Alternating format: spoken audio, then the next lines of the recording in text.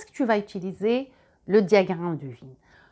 Tu sauras répondre sûrement et simplement à cette question. Rien qu'à y penser, c'est déjà la panique totale. Si c'est le cas, tu es au bon endroit. Sur cette chaîne, tu vas toujours trouver d'abord le pourquoi, du comment. C'est pour cela, abonne-toi tout de suite. Car j'ai constaté que chez beaucoup de mes étudiants, le côté un petit peu abstrait des mathématiques et des statistiques les empêchait d'avoir l'utilité et la puissance de ces outils dans une prise de décision éclairée et informée, que ce soit pour le business ou pour tout autre domaine. D'ailleurs, c'est la raison principale qui m'a amené à mettre en place le site amoilestat.ch qui est conçu sur le même principe. D'abord le sens, ensuite les formules. Je t'ai mis le lien dans le descriptif, va jeter un coup d'œil, il y a du contenu gratuit, il y a également des offres. Et si rien ne te convient, contacte-moi et certainement je ne vais pas te laisser tomber. On va commencer à répondre à notre question. Le diagramme de Venn, c'est une représentation visuelle ou graphique qu'on utilise pour faciliter le calcul des probabilités. Alors, quand est-ce que tu vas l'utiliser? C'est-à-dire, quand est-ce que tu pourras l'appliquer? C'est lorsque tu as au moins un événement en commun. Je vais donner un contexte qui l'illustre bien. Supposons que j'ai 60 étudiants, j'ai 20 qui sont inscrits au cours de statistiques, 30 en marketing et 10 dans les deux cours. Donc, si on décortique un petit peu cet exemple, on a les statistiques, on a le marketing et on a les deux. Donc, il y a un événement qui est en commun. C'est les étudiants qui sont inscrits et en statistiques et en marketing. Donc, on va le dessiner. En fait, si on fait un petit peu à la main, sans logiciel, c'est des cercles. Donc, chaque cercle, il va représenter un événement. Ici, par exemple, on a un cercle pour les statistiques et un cercle pour le marketing. Donc, on commence toujours par celui qui est en commun. Ici, on a juste un seul. Donc, on a 10 étudiants qui sont en statistiques et aussi en marketing. Donc, on met ce cercle qui est en commun 10. Et bien sûr, pour ne pas les compter deux fois, parce que c'est les mêmes étudiants, on va les enlever d'abord du statistique parce qu'on avait dit qu'on a 20 étudiants qui sont en statistique. Donc, 20 moins 10, il va rester 10. Donc, c'est-à-dire tout le cercle de statistique, le cercle vert, il doit faire 20.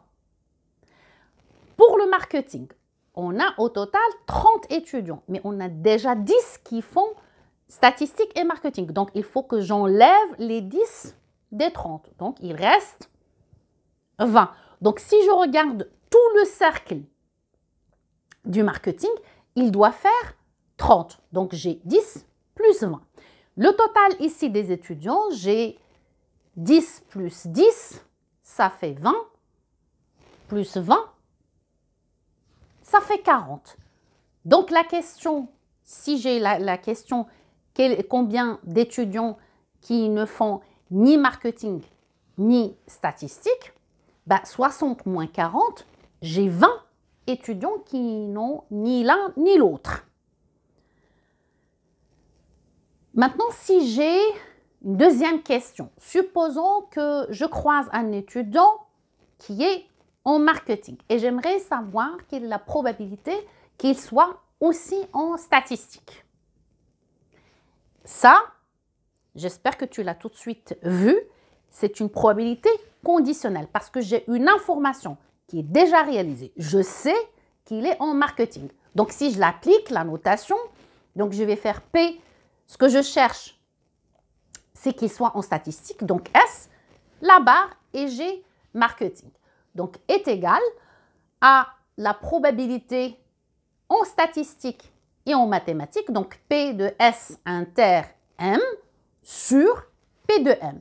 Et bien, si tu regardes le diagramme, c'est facile. P de S inter M est égal à 10 sur P de M qui est égal à 30, donc 1 sur 30, pas 1, 10 sur 30 est égal à 1 tiers. Donc ici, j'ai à peu près 33% de chances que cet étudiant qui est en marketing, qu'il soit également en statistique.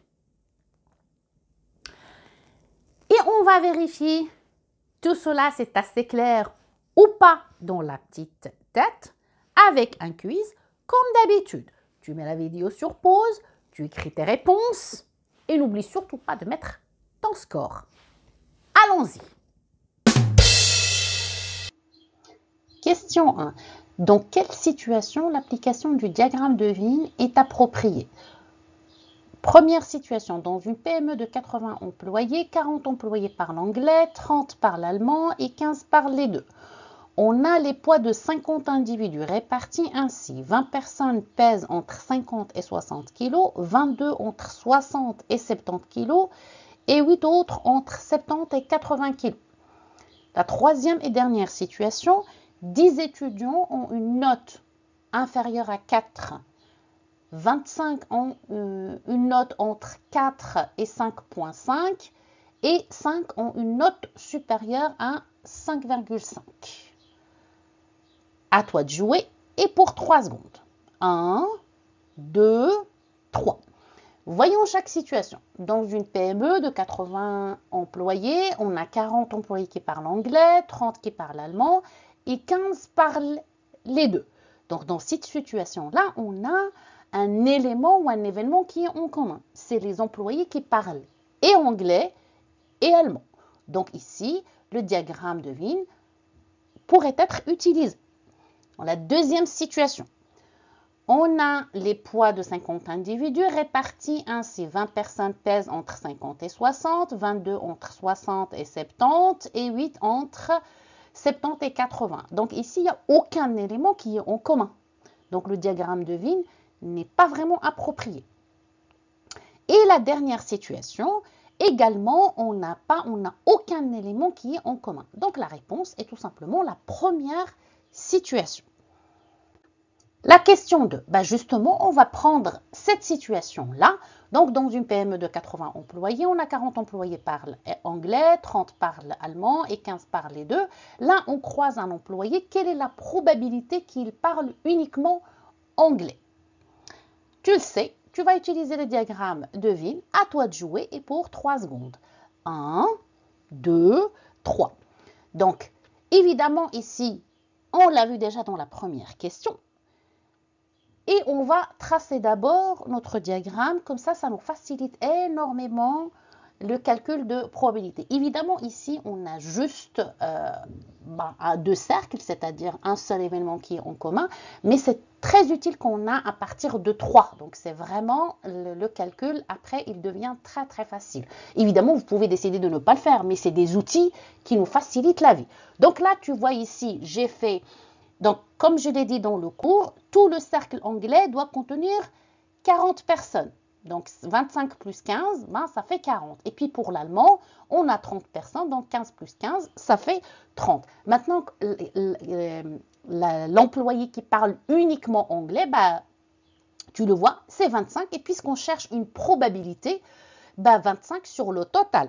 Fais attention, ce n'est pas sur le total qu'on a ici, 25 plus 15 plus 15, c'est-à-dire 30 plus 25, ça fait 55. Ce n'est pas le cas parce qu'on a 80 employés. Donc, il faut diviser plutôt par 80. Et tu as 0,31, ça veut dire qu'il y a environ 31% que cet employé parle uniquement anglais. Question 3. Cette question-là, on l'a déjà vue, on l'a résolue avec la loi de probabilité conditionnelle. Et si tu n'as pas regardé la vidéo, ça vaut vraiment le coup d'aller jeter un coup d'œil. Le lien apparaît en haut, donc va jeter un coup d'œil. Je fais une petite enquête auprès des visiteurs de mon site à moi les stats. 55% regardent les vidéos, 40% téléchargent les fichiers Excel et 20% font les deux. Première question, un visiteur a téléchargé un fichier Excel, quelle est la probabilité qu'il ait regardé une vidéo? La deuxième question, quelle proportion de visiteurs ne fait ni l'un ni l'autre, c'est-à-dire ne regarde ni les vidéos et ne télécharge non plus les fichiers Excel. La dernière question, quelle proportion de visiteurs regardent uniquement les vidéos? À toi de jouer et pour 3 secondes. Tu as déjà les solutions dans la probabilité conditionnelle, mais on va comparer. 1, 2, 3. Donc ici, comme je l'ai dit à la dernière résolution, c'est qu'on peut également, parce qu'il n'y a pas une seule méthode, mais toujours le choix de la méthode joue énormément. Donc ici, le diagramme de Venn serait beaucoup plus facile que si on les fait comme on l'avait déjà fait. Donc la première question, elle concerne une probabilité conditionnelle. Donc on va la reprendre tout simplement. Donc là, si on regarde, parce que P de V, c'est-à-dire les personnes qui regardent la vidéo, sachant qu'ils ont déjà téléchargé un fichier Excel, ben c'est P de V inter F divisé par P de F est égal. Donc là, l'intersection, ben, on le voit, c'est 0,2. Et puis, sur l'ensemble des gens qui ont téléchargé le fichier Excel. Donc, c'est 0,4. Donc là, on a 50% de chances qu'un visiteur qui télécharge un fichier Excel ait regardé une vidéo. Donc là, tu vois, c'est beaucoup plus facile et plus visuel de trouver la solution.